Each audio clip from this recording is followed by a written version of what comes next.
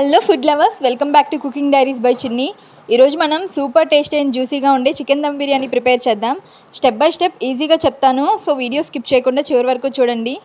ముందుగా ఒక గిన్నెలో 6 to 7 స్పూన్స్ ఆయిల్ వేసుకొని దీనిలోనే కొంచెం నెయ్యి, బిర్యానీ దినుసులు వేసి కట్ చేసి పెట్టుకున్న ఉల్లిపాయ ముక్కల్ని వేసి బాగా వేగనివ్వండి. ఉల్లిపాయలు గోల్డెన్ బ్రౌన్ కలర్ వచ్చేదాకా వేగనిచ్చి అల్లం వెల్లుల్లిపాయ పేస్ట్ వేసి ఒకసారి కలుపుకొని 2 minutes బాగా వేగనివ్వండి. తర్వాత కొంచెం పుదీనా, కొత్తిమీర అండ్ ముందుగా కడిగి పెట్టుకున్న 1/2 kg చికెన్ ముక్కల్ని వేసి కలుపుకోండి.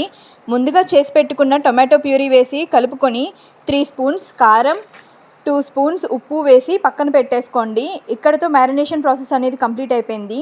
ఎసరు పెట్టుకుందాం. ఇంకొక గిన్నె తీసుకొని ఎక్కువ వాటర్ వేసుకొని కొంచెం మరిగాక దానిలోనే బటర్, నెయ్యి, బిర్యానీ దినుసులు, ఉప్పు వేసుకొని మరగనివ్వండి.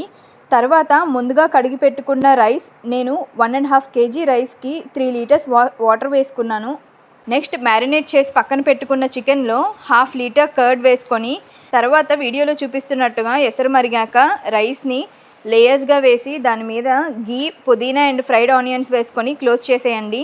నేను ఫ్రైడ్ ఆనియన్స్ చేసుకోవడం మర్చిపోయా. సో నెక్స్ట్ ఇంకా దమ్ పెట్టేసుకోవడమే. ఏదైనా బరువుగా ఉండే గిన్నె పెట్టుకొని ఒక 20 minutes లో ఫ్లేమ్లో కుక్ చేయండి. అయ్యాక స్టవ్ ఆఫ్ చేసేయండి. అంతే, hotel style chicken dum biryani ready అయిపోయినట్టే. నిజం చెప్పాలంటే బయట బిర్యానీ కన్నా తక్కువేం కాదు. రైతాతో తింటే నెక్స్ట్ లెవెల్ ఉంటుంది.